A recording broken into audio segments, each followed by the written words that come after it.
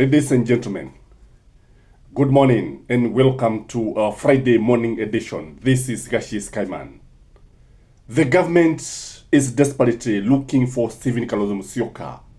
The government is trying to woo Stephen Kalonzo Musyoka to join him and abandon the opposition. Ladies and gentlemen, William Samoei Ruto sent Kithure Kindiki to go and woo Kalonzo, and for sure, the game has started. Whether Kalonzo is going to accept, I doubt. Because I'm looking at Stephen Kalonzo Musyoka of today. Kalonzo Musyoka is a very different person from the person we knew. This is not the man who deputized Raila Amolo Odinga in 2017 when they were looking for the government. I want you to watch Kithure Kindiki. Listen at his tone, the determination, and you will tell me why he is doing this, ladies and gentlemen. Maskini nimemdharau hata siku moja? Mumesikia mimi nimedharau Kalonzo hata siku moja? Kwa sababu ni mtu mzuri, lakini kuna watu nimeona wanamnyemelea kumupotosha na kumwambukiza na siasa ambaye sio yake. Yeye ni muungwana, yeye ni wakili kama mimi. Ni mtu muungwana, lakini sasa ile group ako naye hapo, kwa wakora hapo, wanamuingiza kwa maneno ya ukabila na vita na kisirani. Hapana. So lakini nitamtafuta, ni ndugu yangu, nitamtafuta namna hii. Ama mbaya siata nimtafute. Wangapi wanasema nitafutane na Steve Kalonzo Musyoka? Bas, hiyo ni mzuri, hiyo inatosha. Ladies and gentlemen, why do you think the government is actually looking for Stephen Kalonzo Musyoka? Number one, in my view, is because of what is happening in the country today. It's because the government has been cornered by the Gen Zs. It's because the Gen Zs has become fearless. It's because the Gen Z are actually in town. It's because the Gen Z are even attacking the police. It's because the Gen Z have become fearless. The number of Gen Zs who are in the streets is worrying the government. The determination of the Gen Z is worrying the government. I want you to watch a very short clip here. When the Gen Z literally actually overpowered the police, even when the police were actually armed to the teeth. But the Gen Z were just moving forward, pushing the policemen backward, and they don't actually retreat. Watch this interesting clip here.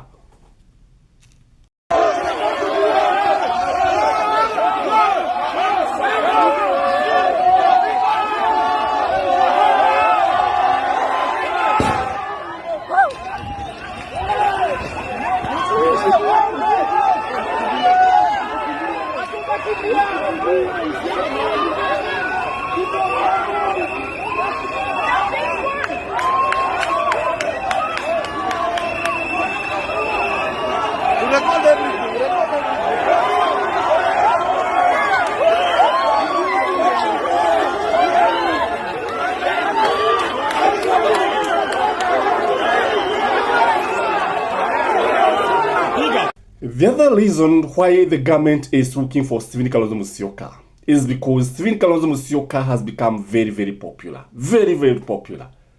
In fact, the latest insider is telling us that Stephen Kalonzo Musyoka is likely to form the next government. If Fred Matiang'i is not going to run for the presidency, if Fred Matiang'i is not going to hit the road, Kalonzo will be the next president. It is very, very clear whether Matiang'i will be a presidential candidate or not, whether Matiang'i is going to win the elections or not. Kalonzo will be in the heart of that government. Kalonzo is now the nerve center in the opposition.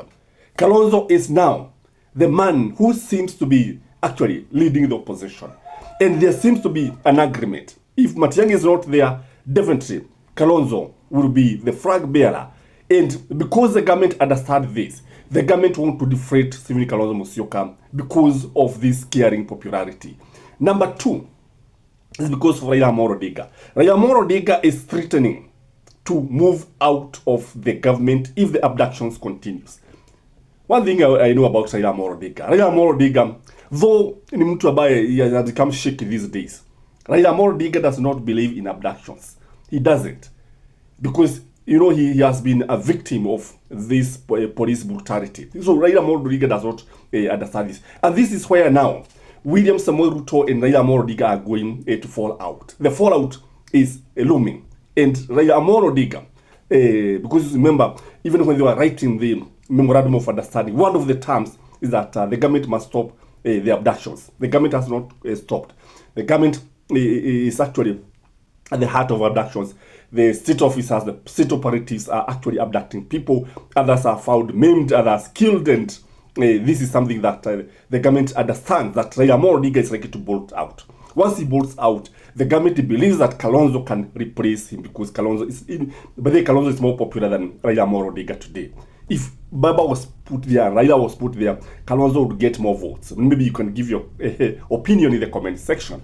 So, ladies and gentlemen, the other reason is because when you look at Gachagua has also become very, very popular. And Gachagua is marketing Kalonzo Musyoka very well.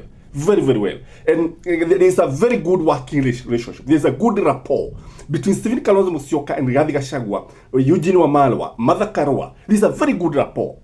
And because of this, because you see, Gachagua is coming with huge numbers. Kalonzo is coming with his gentleman nature. Kalonzo is a gentleman, all said and done. He's a gentleman of Kenyan politics. When you look at Stephen Kalonzo Musyoka, you realize that he's not controversial. And even when you listen to Kithure Kindiki, they understand this. So they believe it is easier to work with Stephen Kalonzo Musyoka than working with Raila Amolo Odinga or Gachagua. Because I know this government can even go for Gachagua and try to woo him to join the government. And I know they can even influence the outcome of the court cases such that the case is dismissed and Gachagua is told to go back to the office. So anything in politics is very, very much possible. But the fact that they are going for Stephen Kalonzo Musyoka, it is very, very interesting, and it has some significance, politically speaking. But the good thing is that the way I know Stephen Kalonzo Musyoka may not buy this idea. And I'm waiting to see what Kalonzo is going to say, how he's going to respond to Kithure Kindiki. The other reason, according to me, is because when you look at Ruto would be very, very happy to make Stephen Kalonzo Musyoka his running mate. That's the truth of the matter. And they are looking at Stephen Kalonzo Musyoka, and they are looking at his age. And they are saying, for example, if Matiang'i is the presidential candidate, Kalonzo the deputy, Kalonzo you have to wait for 10 years. When you look at the age of Kalonzo, then the age does not favor him. Is the deputy president of Matiang'i. But now, if we are to join William Samoei Ruto, then the odds will be good for him, because when you look at it, William Samoei Ruto, if you are to win the second term, you'll be in office for 5 years. Then Stephen Kalonzo Musyoka would take the mantle, and maybe they are trying to woo him, try to convince him. Whether they are going to succeed, I don't know, but I doubt. I strongly doubt. Let's see how the day is going to turn out, because Kenyans are still angry. Let's see how everything is going to turn out, because what I noted yesterday, goons started actually interfering with the peaceful demonstrations, and I would urge the government to stop the goons from actually interfering with peaceful demonstrations. Have a blessed weekend. Till next time. Bye-bye.